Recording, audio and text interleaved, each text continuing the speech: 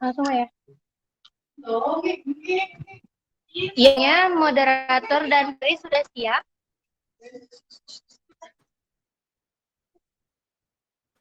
Langsung ya.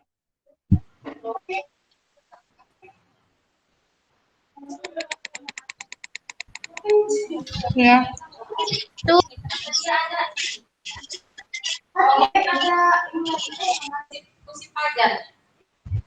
Ini ya.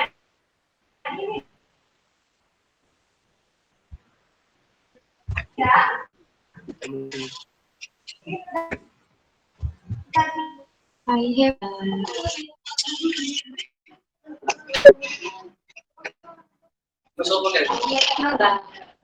udah masih aktif dah.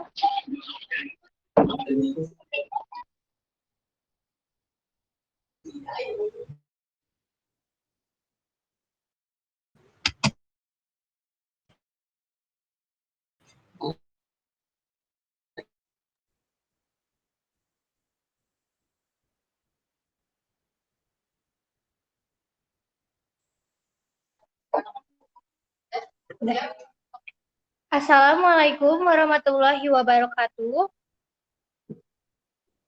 Salam kenal para hadirin, selamat siang. Perkenalkan, nama saya Mesa Cynthia Hildianawati. Insya Allah selama 1 jam ke depan, saya sebagai host memandu jalannya acara Vikon hari ini. Yang terhormat, para hadirin peserta Vikon pada siang hari yang berbahagia ini, alhamdulillah, puji kita panjatkan karena berkat rahmat-Nya, kita masih bisa berkumpul untuk bersama-sama menimba ilmu dari para narasumber yang insya Allah luar biasa. Meski harus dilaksanakan secara online, semoga kita tetap sehat selalu.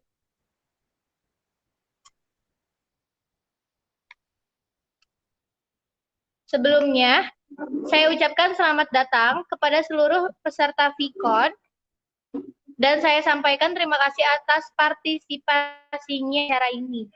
Acara ini merupakan acara pertama dari serangkaian Vikon yang akan diselenggarakan oleh SMA PGRI 1.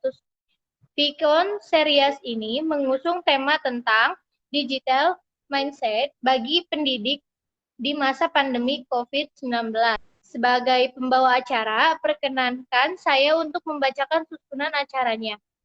Yang pertama, perkenalan profil pemateri. Yang kedua, pemaparan materi. Yang ketiga, sesi tanya jawab. Dan yang keempat, penutup. Hadirin yang saya hormati, sebelum dimulai, presensi sudah dapat diisi. Link presensi di-share di kolom chat. Kepada Ibu dan dari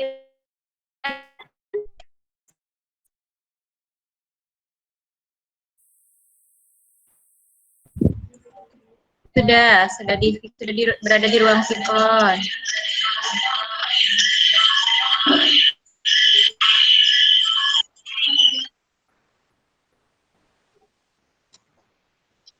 Apakah sudah siap? Insya Allah siap.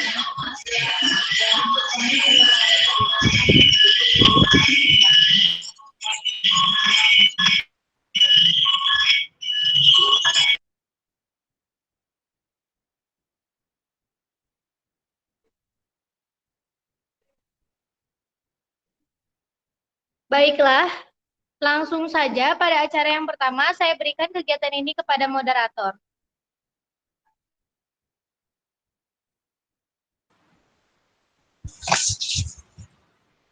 Baik, Assalamualaikum warahmatullahi wabarakatuh. Waalaikumsalam warahmatullahi wabarakatuh. Dihormati, sebagaimana telah diumumkan pada siang ini, Senin, tanggal 9 November 2020, kita akan bersama-sama melaksanakan kegiatan yang mengangkat tema digital mindset bagi pendidik di masa COVID-19. Sebelum kita mulai, izinkan sampaikan sedikit pengantar. Forum ini merupakan wadah untuk berdiskusi baik untuk guru, siswa, maupun umum.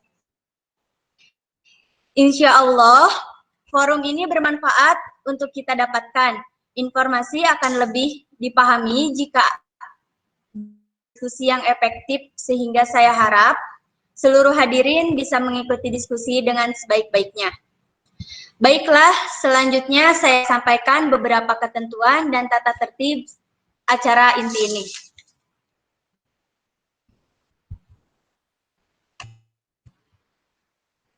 Baik, sebentar.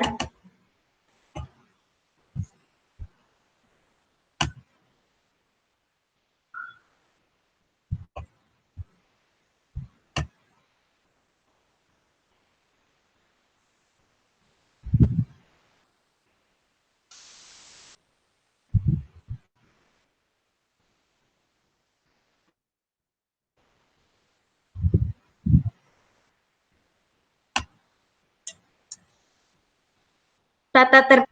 Peserta dimohon menonaktifkan mikrofon selama pikon berlangsung. Selama pemateri menyampaikan materi gaduh, peserta akan diberikan kesempatan bertanya kepada pemateri dengan cara mengajukan izin bertanya di kolom chat. Penanya akan dipanggil dan dipersilahkan bertanya sesuai dengan urutan di kolom chat. Host berhak mengeluarkan peserta pikon jika tidak mengikuti tata tertib. Sebelum pemateri menjelaskan apa isi, baik kita lihat profil pemateri. Nama, Dina Cahyaningrum, tempat tanggal lahir, Subang, 9 Januari 1992. Jalan Mayor, RDD Sukanta, nomor 27. RT RW 1806.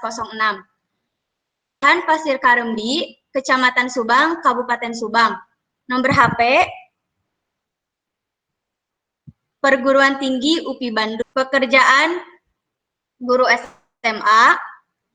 Email dinacahyaningrum92@gmail.com. Di Dina Cahyaningrum. Hobi, belajar, nonton, jalan-jalan, olahraga, tenis meja. Moto hidup. Niatkan kerja kerasmu sebagai ibadah dan bersikap baiklah.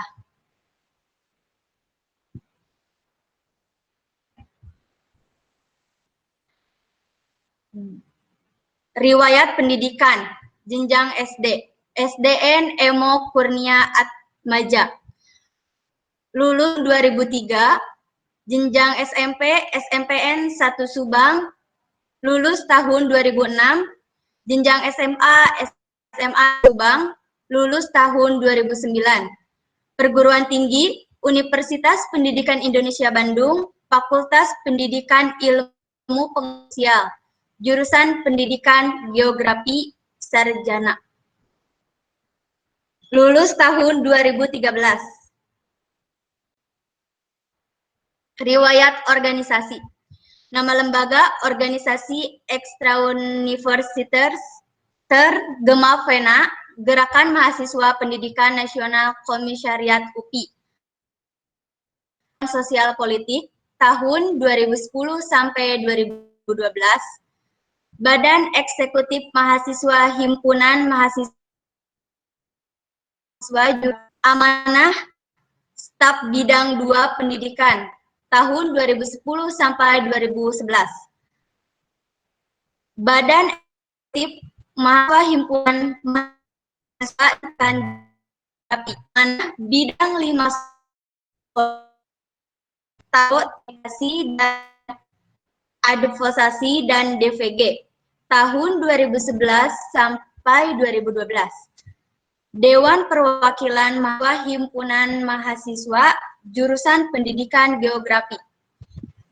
Amanah Staf Komisi 2012-2013. Amanah kerja MA PGRI 1 Subang sebagai guru geografi dan sejarah Indonesia wali kelas 11 IPA 1, dan staf kurikulum bagian evaluasi. Terima kasih. Sekian profil pemateri.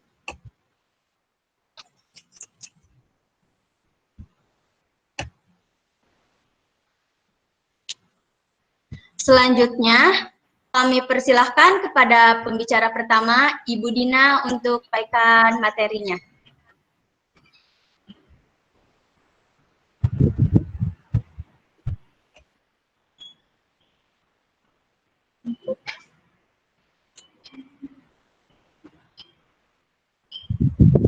Baik, terima kasih kepada moderator Leni.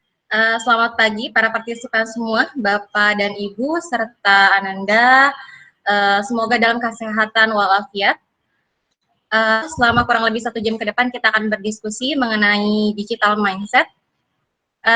Mungkin bagi beberapa kalangan, digital mindset itu bukan yang terdengar baru gitu ya, bagi para akademisi. Namun untuk beberapa orang masih terdengar apa sih mindset, manfaatnya apa gitu ya. Dan mengapa saya mengambil tema pada Vicon hari ini mengenai digital mindset terkhusus untuk bagi para terutama pada masa pandemi COVID-19 ini. Baik, saya sharekan dulu PowerPoint yang sudah saya buat.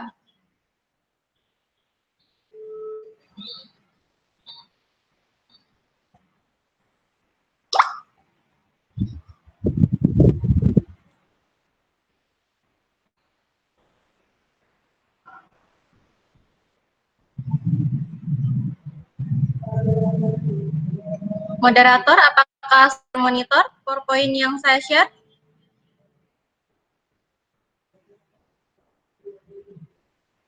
Ya, sudah. Sudah, baik. Sudah Terima ada. kasih.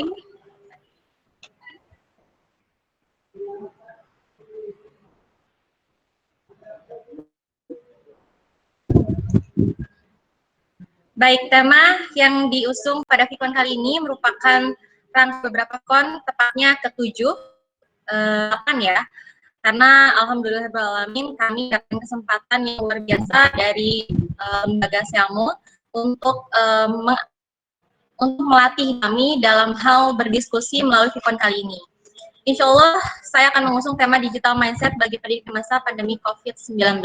Nah, apa itu yang dimaksud dengan digital mindset? Jadi digital mindset adalah kesadaran berpikir akan manfaat menggunakan peralatan digital, bukan sekedar kemampuan untuk menggunakan teknologi, sehingga dalam menghadapi isu dan tantangan pemecahan masalah dapat diperoleh solusi yang efektif, kreatif, dan inovatif. Nah, jadi dalam perkembangan sekarang ini, teknologi bukan lagi sesuatu hal yang baru sebetulnya. Namun jika kita menggunakan dan memiliki pola pikir yang tepat, teknologi itu memiliki manfaat yang baik. Misal, ketika kita harusnya melaksanakan sekarang ini PJJ, pembelajaran jarak jauh, karena sikon yang seperti ini, maka mau tidak mau ataupun kita harus tetap melaksanakannya dengan menggunakan teknologi. Untuk apa? Untuk bisa men-sharekan ilmu kita kepada peserta didik. Ketika kita mengetahui manfaat akan pentingnya teknologi, maka kita akan berantusias akan melaksanakan PJJ sebagaimana mestinya, pembelajaran jarak jauh, ya. Nah, jadi digital mindset itu tentang perubahan pola pikir. Kita punya pola pikir tentang digital mindset-nya dulu. Oh, ternyata teknologi itu sangat penting. Oh, ternyata teknologi itu sangat bermanfaat. Yang tadinya kita menggunakan segala sesuatu dengan sangat lama, dengan menggunakan teknologi kita akan bisa lebih cepat, bisa lebih efisien, bisa lebih mudah.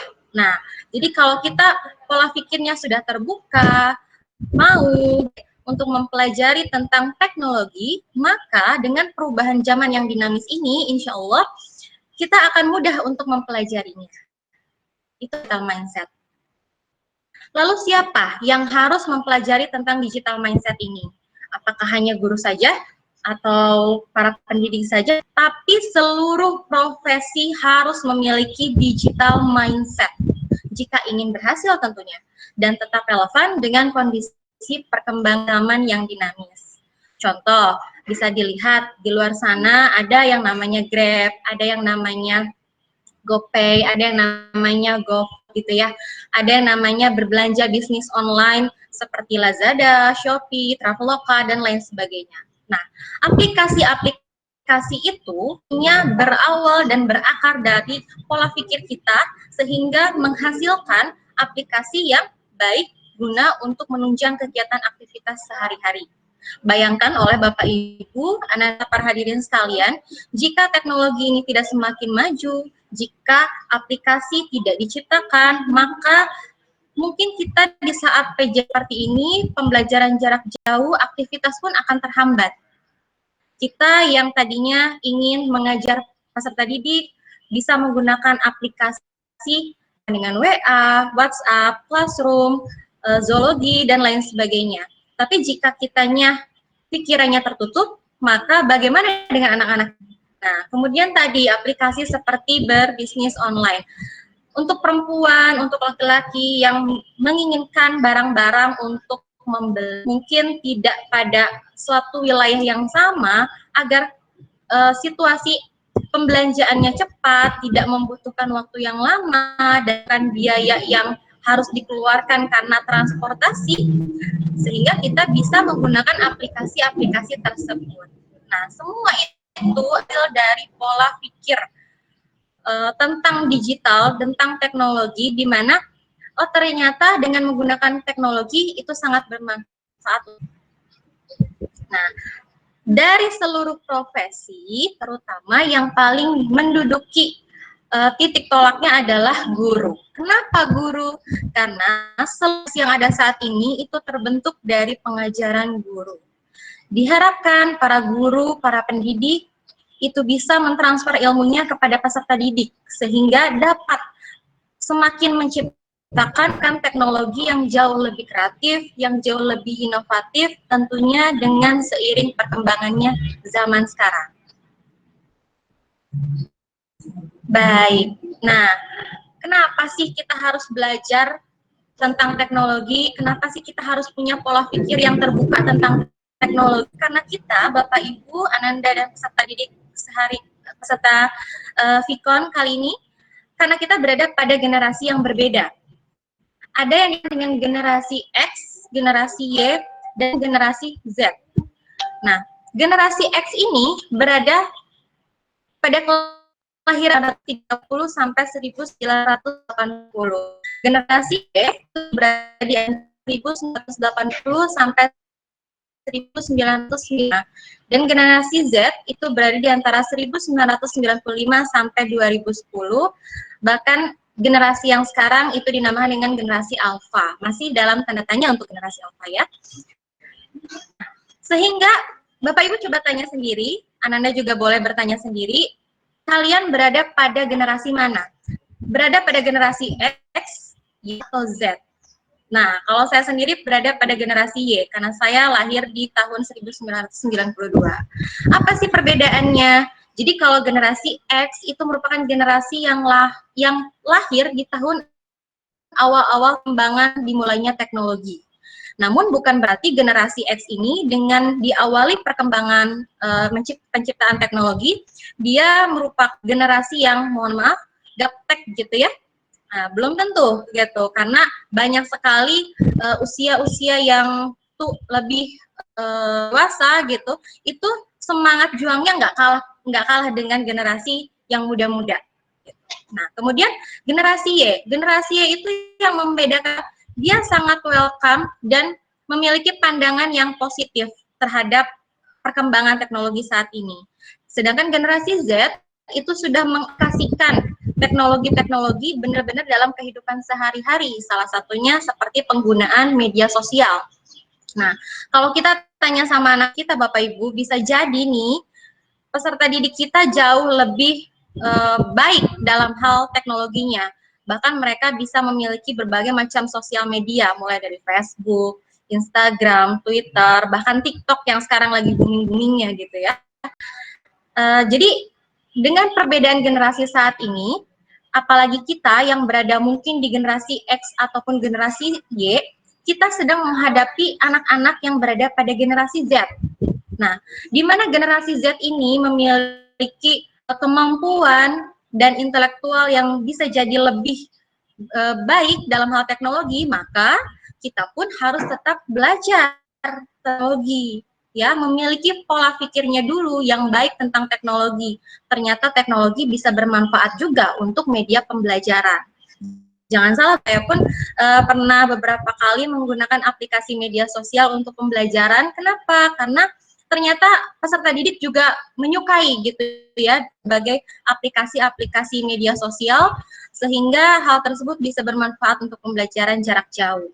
Nah, itulah mengapa harus memahami bahwa pola pikir kita terhadap digital, terhadap teknologi itu sangat baik. Kemudian, bagaimana cara membangun dan memiliki digital mindset? Nah, ini adalah tips dari saya, Bapak Ibu sekalian, Ananda serta para hadirin. Cara membangun dan memiliki digital yang pertama itu jadilah seperti gelas kosong. Bapak Ibu tahu gelas atau botol aqua gitu ya yang tanpa diisi oleh air. Gelas kosong. Sekarang jika gelas itu diisi air sampai penuh, maka lama-kelamaan air itu akan meluber. Sedangkan jika diisinya setengah, maka di gelas tersebut airnya memang hanya separuh. Lalu bagaimana dengan gelas kosong? Nah, jadi analogi ini merupakan sebuah perumpamaan di mana kita jika ingin mendapatkan ilmu, jika ingin membuka pola pikiran kita, jadilah seperti gelas kosong. Dulu menerima ilmu, mau dulu membuka ilmu. Jadi bedanya tadi, jika gelas itu diisi penuh, maka kita juga pola pikir kita, sudahlah, saya sudah berumur, saya sudah tua, maka tidak perlu lagi untuk belajar, gitu. Jadi pola pikirnya beda halnya jika di usia sudah sepuh misalkan ya, tapi kita masih punya daya semangat yang tinggi, berarti itu dia mau untuk membuka diri pola pikirnya. Nah, itu ibaratnya seperti gelas kosong tersebut. Yang kedua, mau beradaptasi cepat dalam respon perubahan dan tantangan.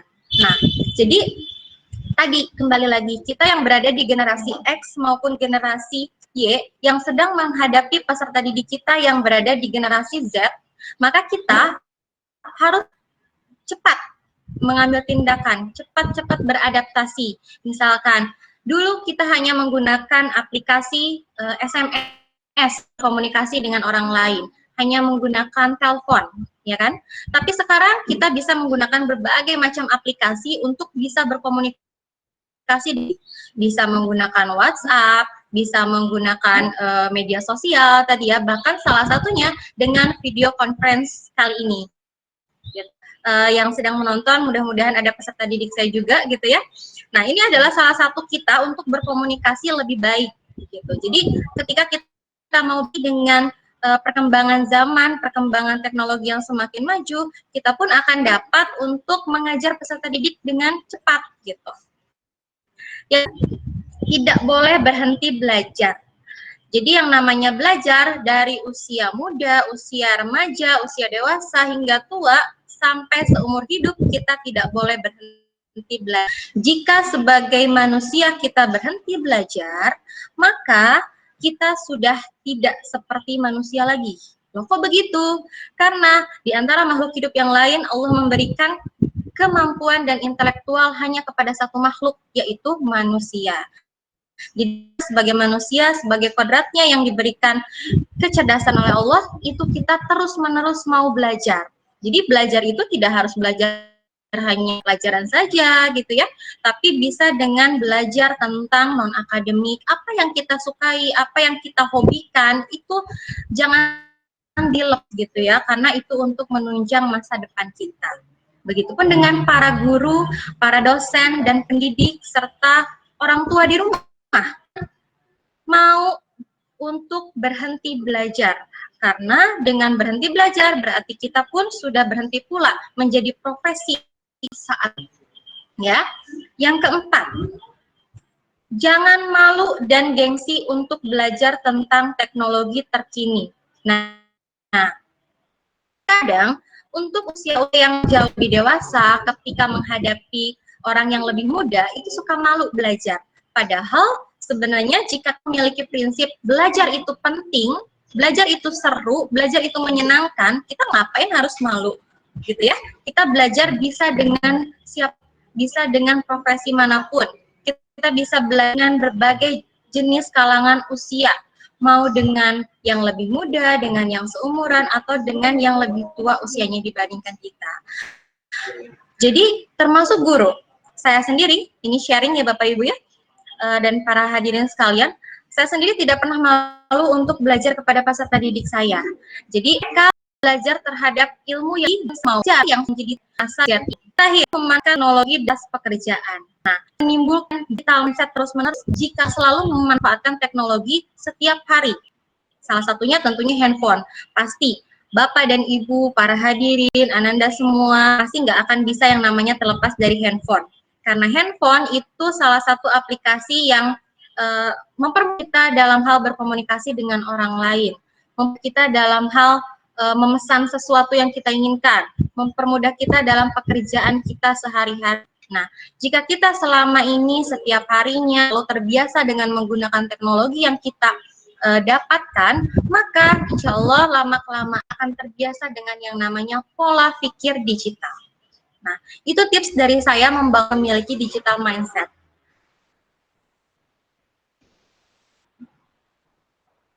Baik, nah di sini Bapak Ibu, mari kita bersama-sama, boleh juga Ananda sekalian, untuk mengetahui 5 digital. Jadi, apakah kita sudah memiliki digital mindset atau belum, terutama untuk Bapak dan Ibu guru?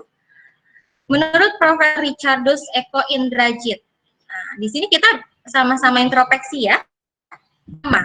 Guru, pendidik, dosen, emisi yang memiliki pola pikir digital, maka dia pertama cari dan menjemput ilmu itu secara mandiri dan independen. Jadi kita sifatnya tidak menunggu, tapi menjemput, mencari sendiri ilmunya. Mana? Di internet, di buku, melalui, tapi kita sendiri sudah bergerak tanpa harus menunggu dari pemerintah yang pelatihan, menunggu dari kurikulum sekolah yang memberikan pelatihan, menunggu juga dari guru mengajar.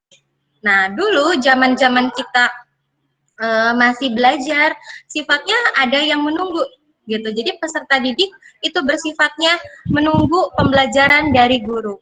Nah, itu sebenarnya belum memiliki pola digital.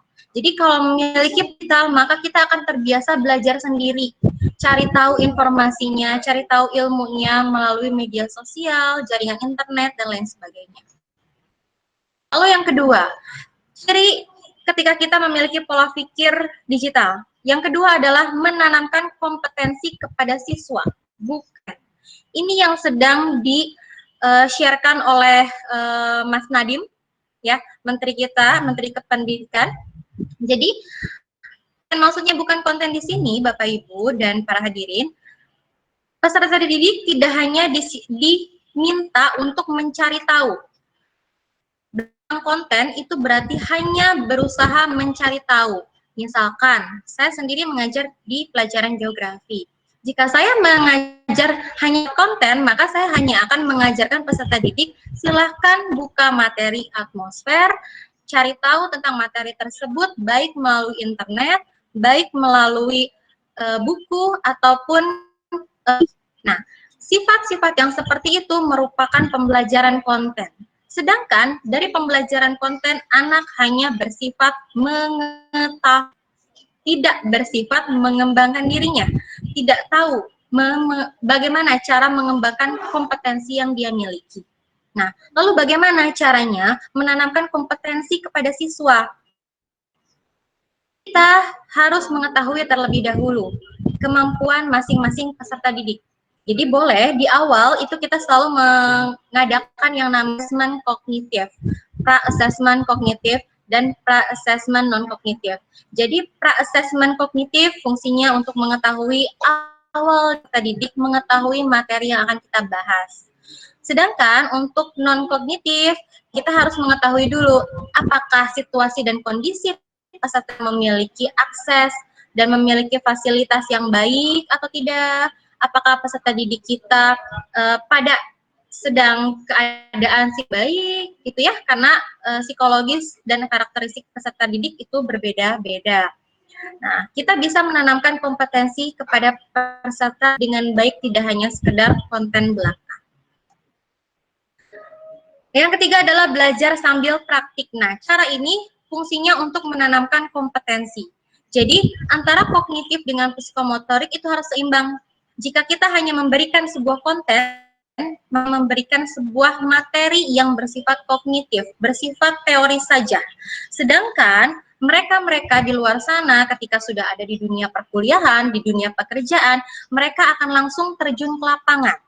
Sehingga selayaknya di sini kita sebagai guru, kita harus bisa memberikan hal yang jadi pengajaran yang seimbang, belajar sambil praktik.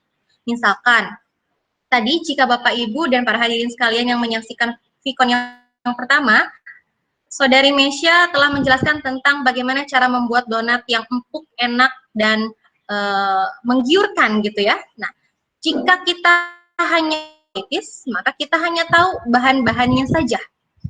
Bahannya apa aja sih yang dibutuhkan selain terigu, telur, dan lain sebagainya. Itu hanya bersifat konten. Dan itu dari buku maupun internet. Tapi jika kita berusaha menanamkan sifat yang namanya kompetensi, maka kita akan mengajarkan bagaimana sih cara membuat donat agar enak, bagaimana cara membuat donat itu agar empuk gitu ya. Oh ternyata caranya begini, begini, begini. Nah itu sambil praktik, sambil kenyataannya langsung di lapangan. Sehingga di situ peserta didik memiliki kompetensi dan kemampuan keterampilan. Sehingga mereka suatu saat nanti lapangan ketika terjun, baik itu di dunia perkuliahan maupun dunia pekerjaan. Yang keempat, siswa adalah manusia cerdas yang perlu dibentuk. Nah, Bapak Ibu, jika murid-murid kita ada yang kurang mampu atau masih belum bisa dalam hal pembelajaran kita, mungkin bagi masuk saya pribadi gitu, kadang suka lelah gitu ya, kenapa sih kok belum mengerti gitu. Tapi jangan khawatir, sebenarnya para siswa itu semuanya tidak ada yang bodoh. Bahkan Allah pun memberikan semua ilmunya kepada manusia itu semenjak dari rahim orang tua kita itu sudah dalam keadaan cerdas, otaknya cerdas. Karena yang pintar, yang namanya cerdas itu anugerah Bapak Ibu. Itu anugerah Ananda sekalian. Ya Allah pilih yang pintar kembali pada. Nah, namun siswa kita itu cerdas, siswa kita itu tinggal bagaimana cara kita mereka bisa mengaplikasikan kompetensinya, bisa aplikasi di lapangan. Karena banyak anak yang tapi malu kucing ketika berhadapan dengan umum.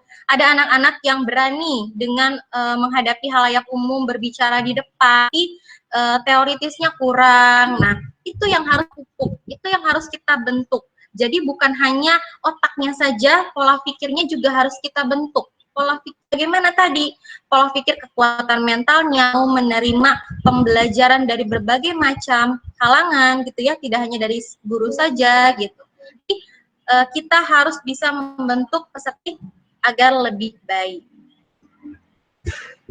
Dan yang terakhir, segala usia terbuka untuk berkarya dan kreasi. Nah tadi, jadi yang namanya belajar itu nggak harus dewasa dulu, nggak harus jadi sarjana dulu, nggak harus jadi diploma atau S3 dulu gitu ya. Yang namanya belajar itu harus dari kecil, karena beda. Ketika kita belajar dari kecil, apalagi kalau masih kayak itu otaknya masih fresh juga gitu ya, biasanya lebih menurut gitu dalam pembelajaran yang diberikan oleh guru gitu ya, sehingga kita mau berkreasi itu harus dari saat-saat usia kita bisa, selagi kita bisa tentunya, selagi kita sehat. Karena kita sudah tidak sehat, kita mau sepintar apapun, kondisi tetap tidak memungkinkan. Baik Bapak Ibu, mungkin cukup sekian dari saya tentang digital mindset. Intinya kita harus memiliki pola tentang digitalnya dulu, mau untuk belajar dulu, sehingga kita bisa menerima perubahan dan perkembangan teknologi semakin yang berkembang. Baik, itu saja moderator. Saya kembali pada moderator, mangga.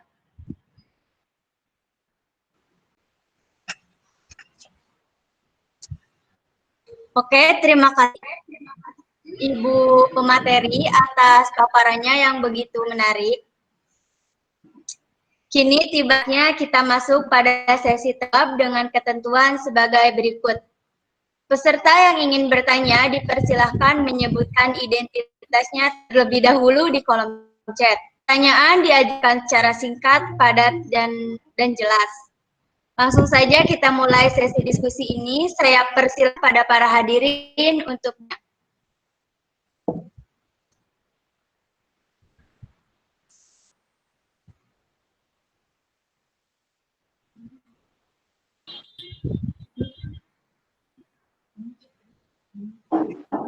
Presensi sudah dapat diisi ya.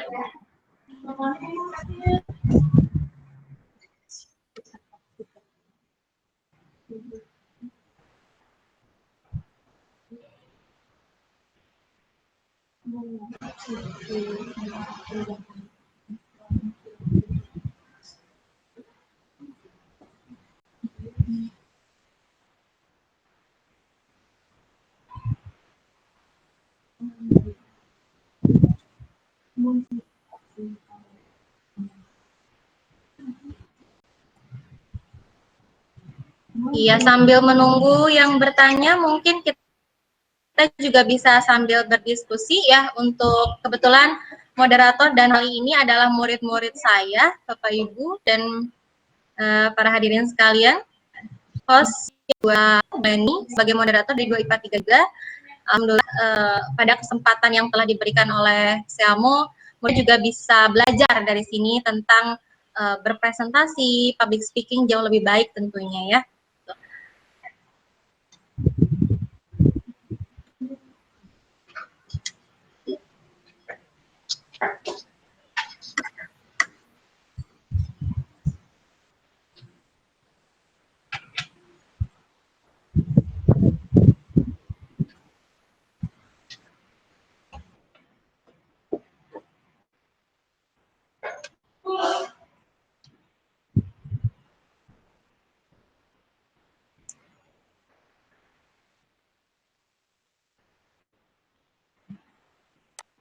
Ya,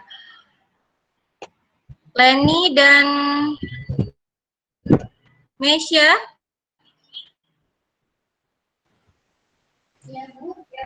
Iya. Iya, Bu. Kita bisa juga sambil diskusi ya, sambil yang bertanya, boleh.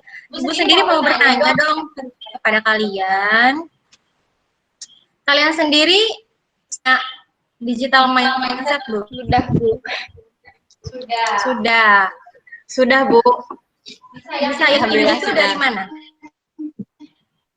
Ya karena menggunakan juga, soalnya kan emang sekarang tuh aplikasinya udah dipakai buat kayak kebutuhan aja gitu ya. Sekarang kan apalagi online, pasti butuh banget. Dan emang handphone itu nomor 1 banget. Gitu, ya untuk Mesya ya. Untuk Leni gimana Leni? Kayak udah menggunakan udah lama, kayak kita berbelanja online kayak gitu, Bu. Jadi secara online.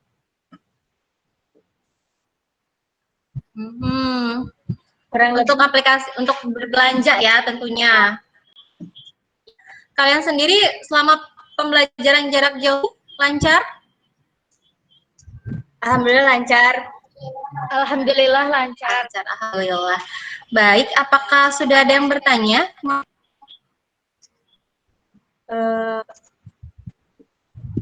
Jadi di sini Ibu Fitrahmi, mana menumbuhkan digital ini pada rekan guru yang kelas.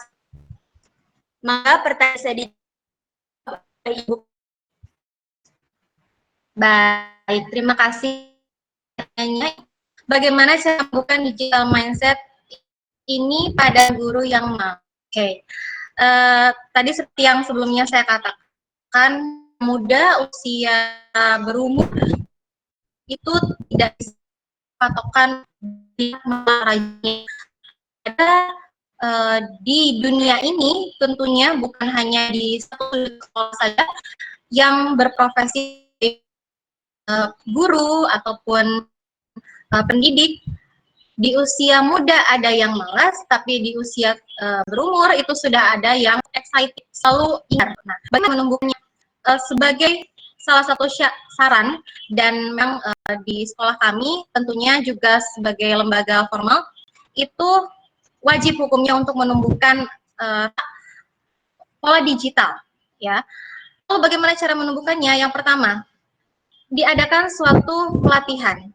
Untuk yang sudah terbiasa memiliki digital mindset, maka dia akan sendirinya mencari tahu pelatihannya bisa dengan menggunakan cara, bisa menggunakan dari pelatihan langsung maupun webinar, baik itu dengan melihat atau memperbanyak bahan bacaan untuk melatih dirinya sendiri, sehingga orang-orang yang sudah memiliki pola digital dia akan menjemputnya secara sendiri.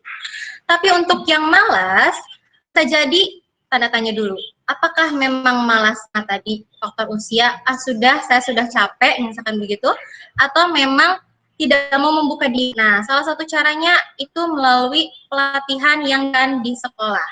Namun, pelatihan ini bentuknya tidak sifatnya pelatihan saja. Jadi, seperti sekarang, kita sedang menggunakan video conference. Tindak lanjutnya apa nih? Gitu. Setelah Bapak, Ananda, dan para hadirin menyaksikan video ini, tindak lanjutnya apa? Kan Bapak, Ibu, para hadirin sekalian mendapat informasi, insya Allah bermanfaat dari ini ya. Nah, tindak lanjutnya apa? Oh, ternyata kita memang harus membuka diri, harus menjemputnya. Nah, begitupun dengan pelatihan yang diadakan di sekolah.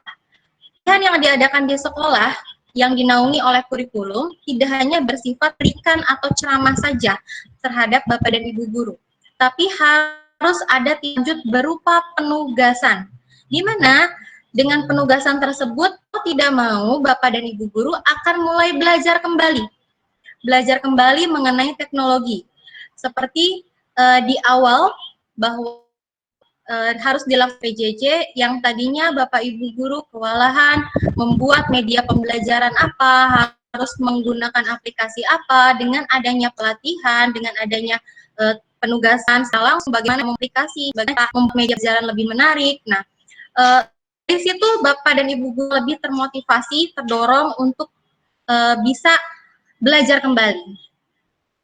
Begitu jawab dari saya, semoga bisa memuaskan Ibu Fitrahmi.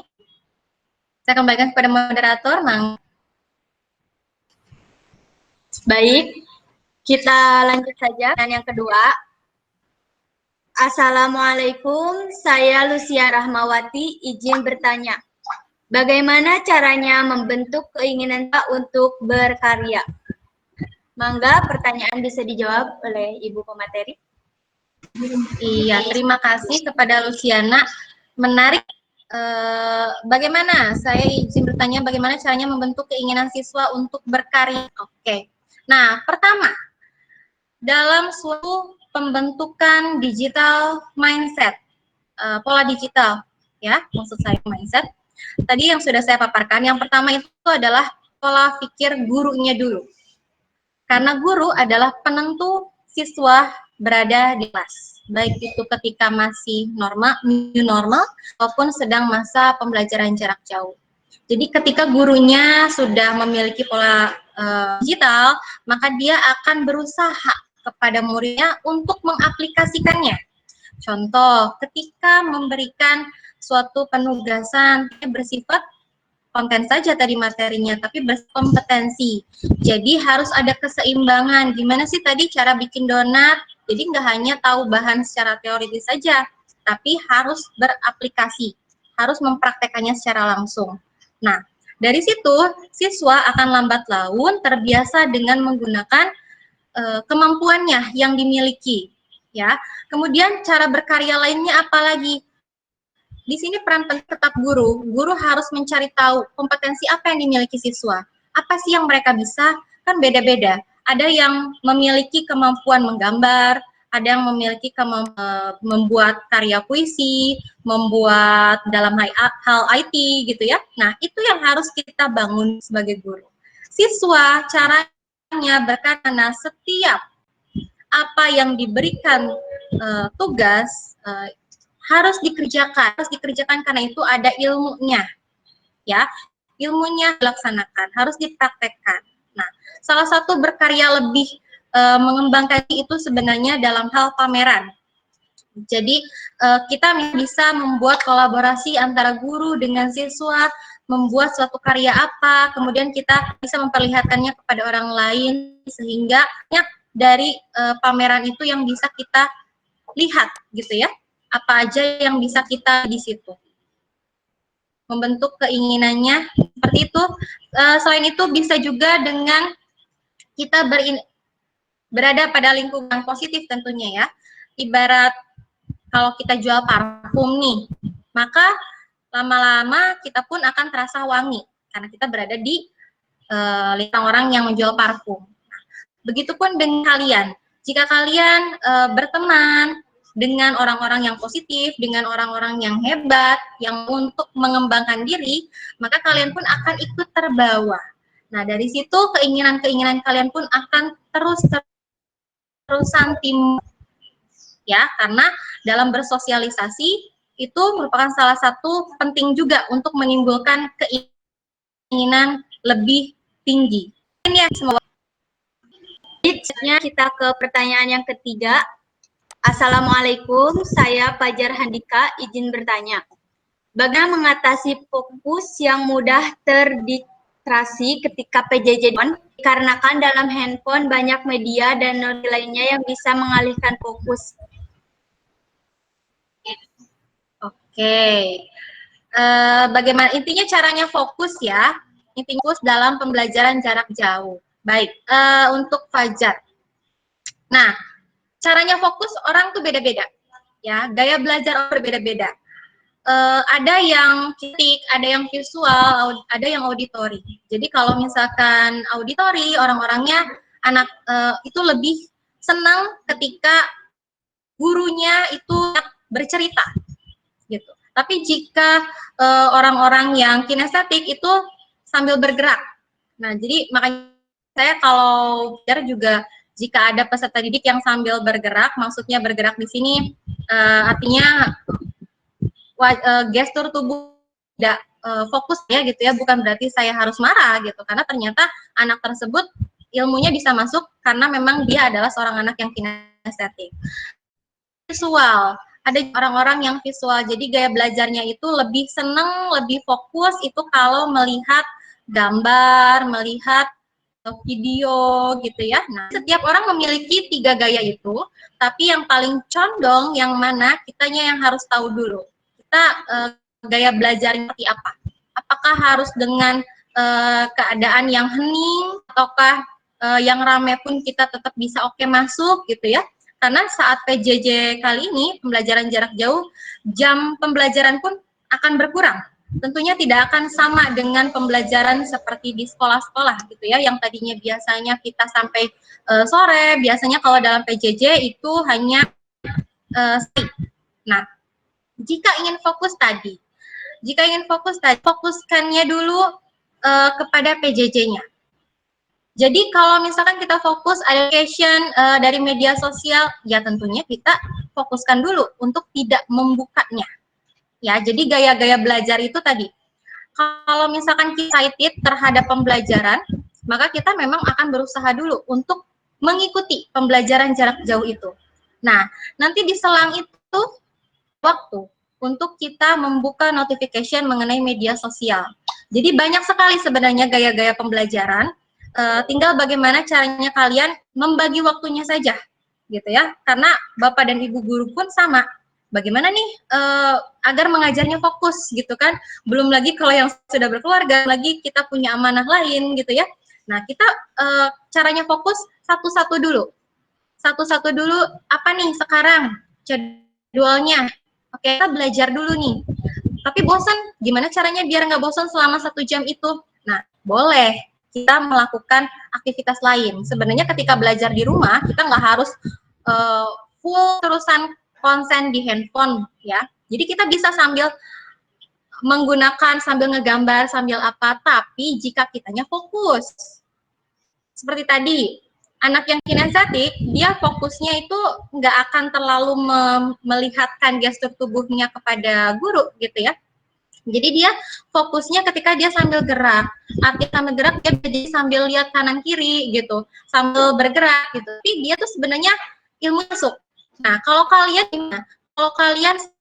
pelajaran jauh tapi bisa sambil menggambar, tapi bisa sambil membaca notification media sosial, ya silakan aja gitu. Tapi kalau nggak bisa, satu-satu dulu karena ada waktunya untuk membuka notifikasi sosial. Gitu ya, mungkin bisa terjawab, mudah-mudahan.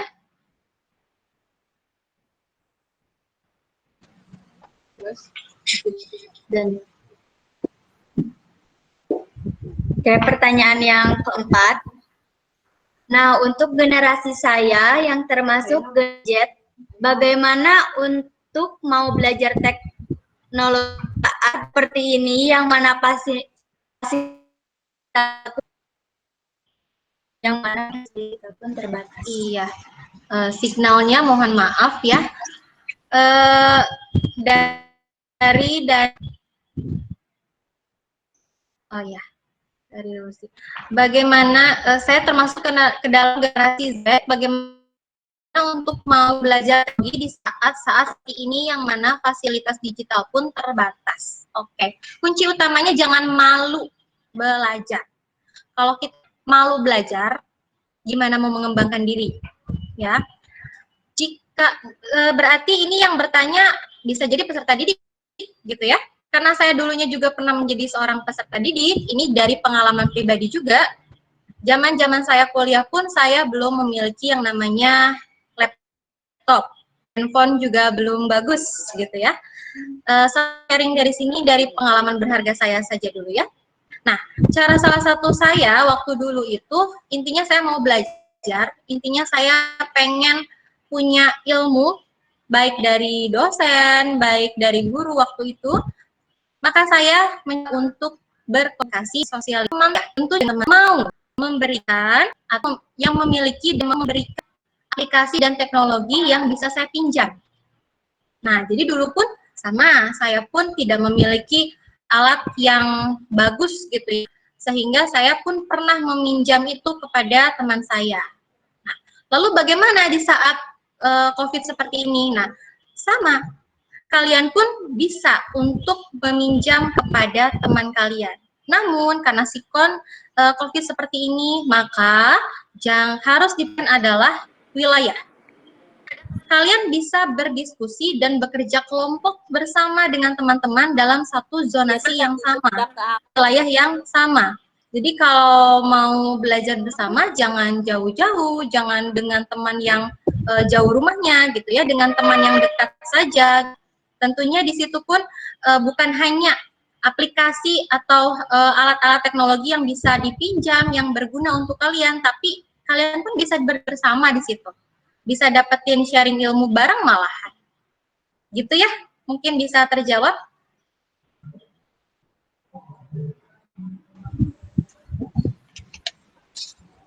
Ada lagi moderator?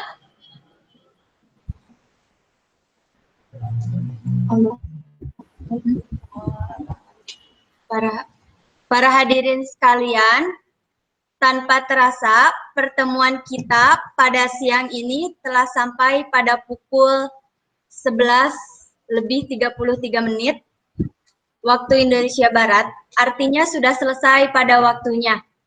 Tidak bijak bila kita masih terus melanjutkan pertemuan kita hari ini. Demikianlah acara PIKON kali ini yang membahas digital mindset bagi pendidik di masa COVID-19. Kami mengucapkan terima kasih kepada para pemateri, seluruh hadirin yang telah berpartisipasi dalam kegiatan PIKON kali ini. Akhir kata, saya selaku moderator undur diri. Semoga kita dapat bertemu kembali lainnya. Terima kasih. Wabillahi taufiq wal hidayah. Assalamualaikum warahmatullahi wabarakatuh. Saya kembalikan kepada host. Ya, baik. Saya mewakili panitia yang bertugas menyampaikan mohon maaf atas salah kata dan perbuatan yang kurang berkenan. Akhir terima kasih. Wabillahi taufiq wal hidayah. Wassalamualaikum warahmatullahi wabarakatuh. Waalaikumsalam warahmatullahi wabarakatuh. Semoga bisa bermanfaat, Bapak, Ibu, dan Anda serta para hadirin. Terima kasih. Amin.